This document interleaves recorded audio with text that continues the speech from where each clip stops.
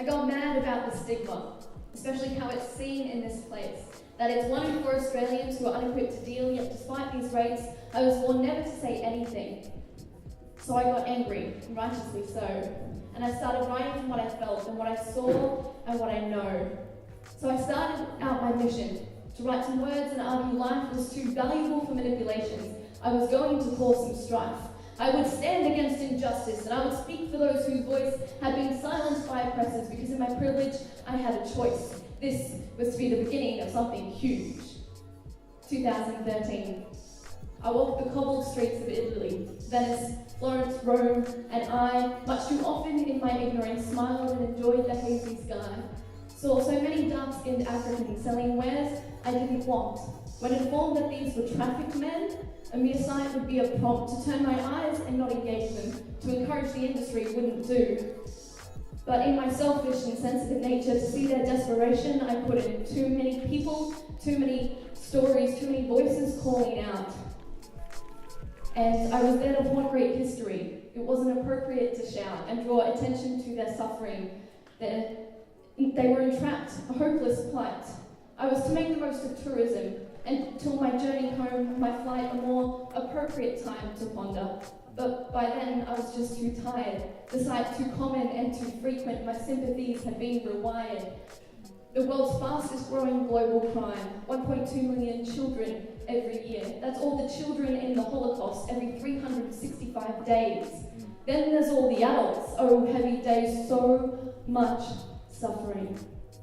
2014.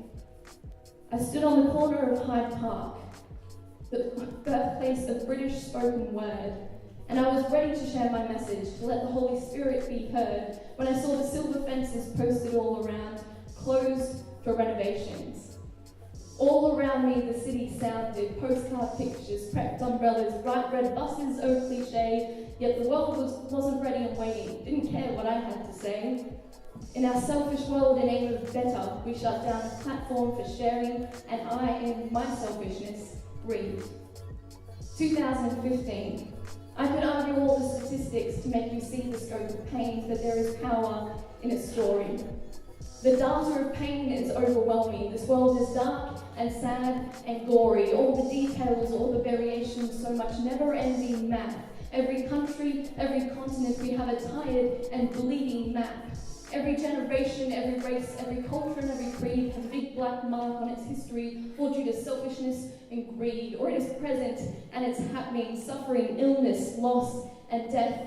These big word concepts with countless faces, a broken staircase with endless steps, never-ending grief. This is our reality. What can one do against such an enemy? Every choice has consequences, every action a reaction, every footstep leaves a footprint, every breath somewhere, someone always feeling pain.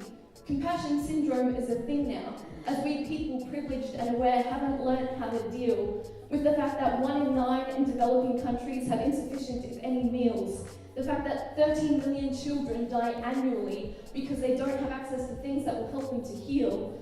There's solutions to these problems. We don't have to reinvent the wheel, but the answers happen so slowly. There is just so much to feel. Sometimes the only thing I can do is kneel. I know that there are more tears in the world than fresh water. I know that the sense of poverty measures out clean air. And sometimes I get so frustrated by my inability to do anything that I just want to rip out my hair. I wrote poetry to raise awareness, to kick stigma in the shins.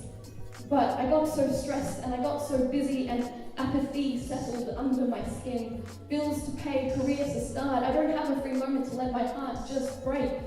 Low pay rates, gender inequality and oppression, education, lack of access to medicine, racial hatred, equal rights, fair trade, workplace health, safety and compensation, the state of the environment, overexposure and erosion, lack safe housing, unsafe homes. I just can't, no, stop.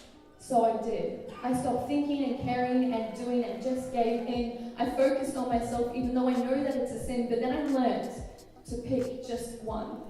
For there is power in our stories. The world is dark and sad and gory, but I don't have to let my heart be a battlefield, spilling blood to join the rest. We, people, privileged and aware, have stories to tell, so story sharing is my action. And I'll share the story of Jesus, and I'll share other stories to raise awareness, and I'll know that others will do their thing. And sharing the story of Jesus with him on our side, well, selfishness won't win, for there is power in our stories.